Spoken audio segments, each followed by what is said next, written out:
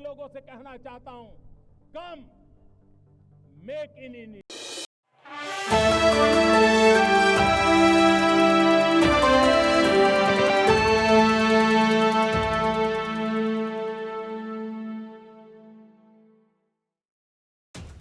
शराब घोटाला मामले में ईडी ने गुरुवार को दिल्ली के मुख्यमंत्री अरविंद केजरीवाल को गिरफ्तार किया। उनकी गिरफ्तारी के बाद इंडी गठबंधन के नेताओं ने केंद्र सरकार को घेरा है, जबकि सामाजिक कार्यकर्ता अन्ना हजारे ने कहा कि उनके कर्मों के कारण ही उनकी गिरफ्तारी हुई है।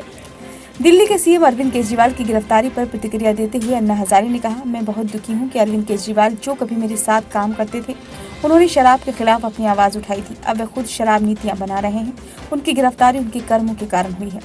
अन्ना हजारे ने मीडिया को बताया कि उन्होंने अरविंद केजरीवाल को इस तरह की नीति लागू नहीं करने की चेतावनी दी थी। उन्होंने कहा, मैंने बोला था कि हमारा काम शराब नीति बनाना नहीं है। एक छोटा बच्चा भी ये जानता है कि शराब बुरी चीज है, लेकिन उन्होंने नीतियां बनाई। उन्हें लगा कि वह इससे ज्यादा पैसे कमा लेंगे, इस वजह से उन्होंने इस नीति को लागू किया। मैंने उन्हें 2 बार चिट्ठी भी लिखी। बता दें कि शराब घोटाला मामले में दिल्ली के सीएम अरविंद केजरीवाल के अलावा विजय नायर, अभिषेक बोइनपल्ली, समीर महेंद्रू, पी शरद चंद्रा, बिनोय बाबू, अमित अरोड़ा, गौतम मल्होत्रा, राघव मंगूटा, राजेश जोशी, अमन ढाल, अरुण पिल्लई, मनीष सिसोदिया, दिनेश अरोड़ा, संजय सिंह के कविता को गिरफ्तार किया गया है।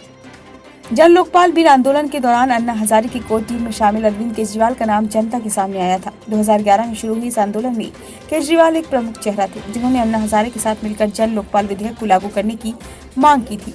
अन्ना हजारे ने नई दिल्ली में जंतर मंतर पर भूख हड़ताल शुरू की। इस दौरान अरविंद केजरीवाल ने किरण बेदी के साथ मिलकर विदेशों से काले धन को वापस लाने के लिए तत्कालीन सरकार को घेरा था।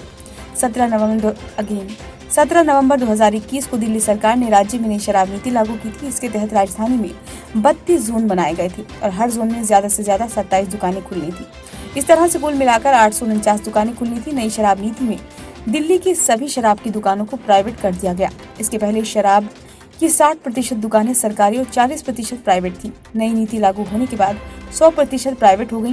राज्य सरकार ने तर्क दिया था कि इससे 3,500 करोड़ रुपए का फायदा होगा।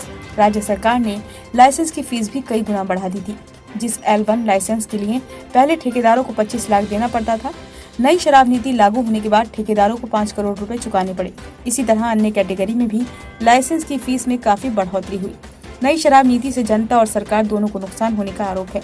भाजपा ने आरोप लगाया कि इससे बड़े शराब कारोबारियों को फायदा हुआ। ब्यूरो रिपोर्ट, नई दिल्ली।